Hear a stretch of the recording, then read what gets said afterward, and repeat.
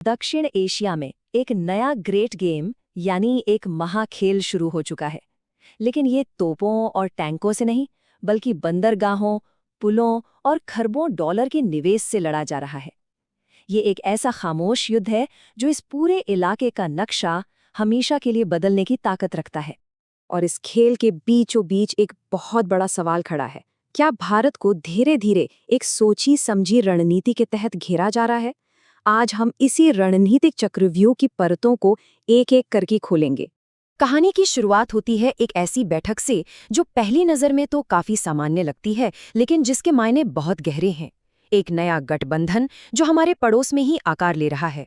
देखिए, हाल ही में चीन, पाकिस्तान और बांग्लादेश ने अपनी पहली त्रिपक्षीय बैठक की। अब ये कोई आम डिप्लोमैटिक मुलाकात नहीं थी, बल्कि हिंद महासागर की जियोपॉलिटिक्स में एक बहुत बड़े बदलाव का ये पहला संकेत था। तो असल में हो क्या रहा है? ये कोई एक अकेली घटना नहीं है। ये चीन की उस बड़ी रणनीति का हिस्सा है जिसे उसने पहले अफगानिस्तान और पाकिस्तान के साथ भी आजमाया था। साफ है, ये एक सोचा समझा पैटर्न है। तो फिर चीन का असली मकसद क्या है? ये सब एक बहुत बड़ी, एक महत्वाकांक्षी योजना का हिस्सा है जिसका एक ही लक्ष्य है, क्षेत्रीय प्रभुत्व। चीन की रणनीति आमतौर पर 4 कदमों में काम करती है। सबसे पहले पड़ोसियों को बड़े बड़े इंफ्रास्ट्रक्चर प्रोजेक्ट्स के लिए कर्ज का ऑफर दिया जाता है। फिर इन आर्थिक रिश्तों को इतना मजबूत कर दिया जाता है कि वो देश चीन पर निर्भर हो जाएं। इसके बाद चीन अपनी जियोपॉलिटिकल मौजूदगी बढ़ाता है और आखिरी मकसद होता है पूरे इलाके में अपना दबदबा कायम करना।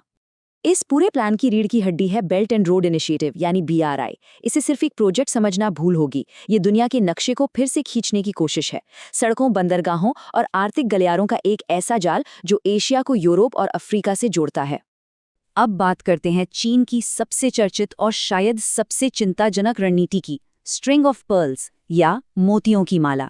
चलिए एक एक कर देखते हैं कि कैसे चीन भारत के चारों ओर रणनीतिक मोती पिरो रहा है। इस माला का पहला मोती, श्रीलंका का हम्बनटोटा पोर्ट। यह दुनिया के सबसे व्यस्त शिपिंग लेन पर मौजूद है। चीन ने इसे 99 साल की लीज पर ले लिया है। इससे उसे हिंद महासागर में एक स्थायी सैन्य और आर्थिक चौकी मिल गई है। अगला मोती जाहिर है पाकिस्तान है। चीन पाकिस्तान इकोनॉमिक कॉरिडोर यानी CPEC चीन को सीधे अरब सागर तक का रास्ता देता है। और सिर्फ इतना ही नहीं, पाकिस्तान आज अपने 70% से ज्यादा हथियार चीन से खरीदता है, जो इस गठबंधन को और भी गहरा बनाता है। अब रुख करते हैं मालदीव का, जो हिंद महासागर के बीचों बीच एक बेहद अहम लोकेशन पर है। यहाँ चीन मालदीव फ्रेंडशिप ब्रिज जैसी परियोजनाएं सिर्फ विकास का नाम नहीं है, बल्कि इस छोटे से द्वीप राष्ट्र में चीन के बढ़ते प्रभाव का सीधा सीधा प्रतीक है। समुद्र से अब जमीन पर आते हैं। पड़ोसी देश नेपाल में चीन ने पोखरा इंटरनेशनल एयरपोर्ट बनाया है और अब एक ट्रांस हिमालयी रेलवे लाइन का भी प्रस्ताव है। ये सब भारत की ठीक उत्तरी सीमा पर चीन की पहुंच को लगातार मजबूत कर रहा है। और इस माला का आखिरी लेकिन बहुत अहम मोती है बांग्लादेश, जो अब चीन का सबसे बड़ा डिफेंस पार्टनर बन चुका है। यह इस रणनीतिक घिराव की तस्वीर को आप कह सकते हैं पूरा करता है। तो इस पूरी तस्वीर का भारत के लिए क्या मतलब है? ये जो घेरे जाने का डर था वो अब सिर्फ एक थ्योरी नहीं, बल्कि एक हकीकत बनता जा रहा है।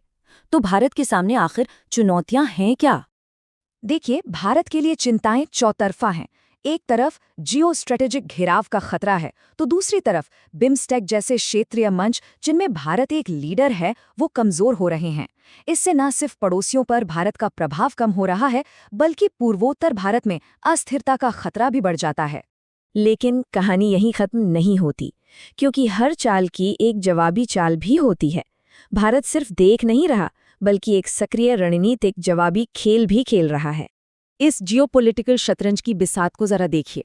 एक तरफ चीन का BRI और CPEC है, तो दूसरी तरफ भारत और उसके सहयोगी देश हैं जो IMEC यानी Bharat middle east Europe corridor और क्वाड जैसे गठबंधनों के जरिए इसका जवाब दे रहे हैं। ये 2 अलग अलग विजन की सीधी टक्कर है। भारत की जवाबी रणनीति कई मोर्चों पर एक साथ काम कर रही है। चीन के प्रभाव को बैलेंस करने के लिए जापान और अमेरिका जैसे देशों से पार्टनरशिप बढ़ाई जा रही है।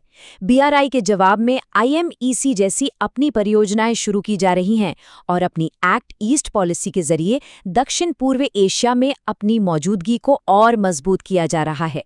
तो हम सब एक नए महाखेल के गवाह बन रहे हैं। शतरंज की बिसात बिछ चुकी है, मोहरे अपनी अपनी चालें चल रहे हैं। सवाल सिर्फ एक है, जब ये खेल अपने अंजाम तक पहुंचेगा तो दक्षिण एशिया का भविष्य कौन लिखेगा, ड्रैगन या टाइगर? अगर ये वीडियो आपको पसंद आया हो तो लाइक जरूर करें, शेयर करें उन दोस्तों के साथ जिन्हें यूपीएससी, लॉ या जनरल नॉलेज की तैयारी करनी है। और हाँ, सब्सक्राइब करें। आप अपने सुझाव या सवाल नीचे कमेंट में लिख सकते हैं। यूपीएससी एंड कॉम्पिटिटिव एग्जाम की गाइडेंस या मेंटरशिप के लिए संपर्क करें। Our contact information is given in description. धन्यवाद। मैं हूं कृणाल ठाकुर। मिलते हैं अगले भाग में। जय हिंद।